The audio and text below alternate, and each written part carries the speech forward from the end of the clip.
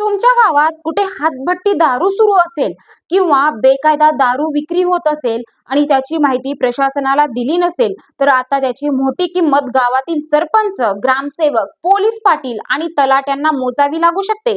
कारण राज्य उत्पादन शुल्क विभागाने घेतला आहे मोठा आणि धडक निर्णय. हडपसरमधील विषारी दारू प्रकरणानंतर सरकार आता पूर्णपणे ऍक्शन मोड मध्ये आला असून अवैध दारू व्यवसायावर लगाम घालण्यासाठी थेट गाव पातळीवरील जबाबदार अधिकाऱ्यांनाच लक्ष करण्यात आलं आहे. नेमका काय आहे हा नवा आदेश आणि त्याचा गावांवर काय परिणाम होणार जाणून घेऊया या व्हिडिओमध्ये. नमस्कार, मी आरती. आपण पाहत आहात आझाद मराठी. हडपसर येथे घडलेल्या विषारी दारू कांडानंतर राज्य उत्पादन शुल्क विभागाने अवैध दारू व्यवसायाविरोधात मोठी मोहीम सुरू केली आहे.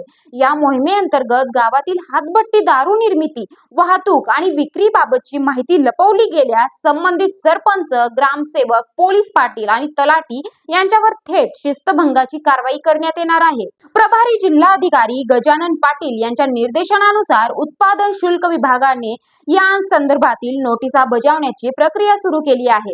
त्यामुळे ग्रामीण भागातील प्रशासकीय आणि राजकीय वर्तुळात मोठी खळबळ उडाली आहे. आजपर्यंत अनेकदा अशा प्रकारांमध्ये स्थानिक यंत्रणा जबाबदारीपासून दूर राहत असल्याची टीका होत होती.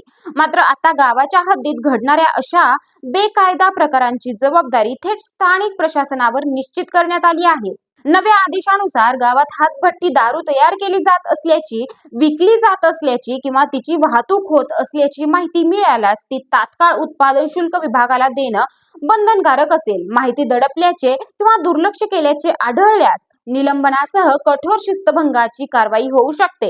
इतकंच नाही तर तपासादरम्यान अधिकाऱ्यांनी जमिनीच्या मालकी हक्काचे दस्तऐवज किंवा इतर कागदपत्रांची मागणी केल्यास ती त्वरित उपलब्ध करून देण्याची जबाबदारीही स्थानिक प्रशासनावर टाकण्यात आली आहे.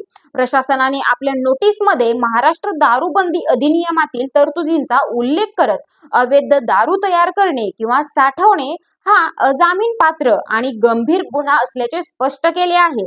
तपासादरम्यान आणखी एक धक्कादायक बाब समोर आली आहे. अनेक ठिकाणी हातभट्ट्यांचे अड्डे मानवी वस्तीपासून दूर, गायरान जमीन, सरकारी माळराने, नदी नाले परिसर, सामाजिक वनीकरण क्षेत्र आणि वन विभागाच्या जमिनींवर सुरू असल्याचे उघड झाले आहे. यामुळे अशा ठिकाणांवरील अवैध अतिक्रमणे हटवण्यासाठी प्रशासन आता बुलडोजर कारवाईची तयारी करत आहे. संबंधित जमिनींचा सुरक्षित आणि कायदेशीर वापर सुनिश्चित करण्यासाठी स्थानिक प्रशासनाने पुढाकार घेण्याचे निर्देशही देण्यात आले आहेत. एकंदरीतच आता गावातील बेकायदा दारू व्यवसायाकडे दुर्लक्ष करणे सरपंच, ग्रामसेवक, पोलीस पाटील आणि तलाठी यांना महागात पडू शकते. त्यामुळे या सर्व यंत्रणांना अधिक सतर्क राहून गावातील प्रत्येक हालचालींवर लक्ष ठेवावे लागणार आहे.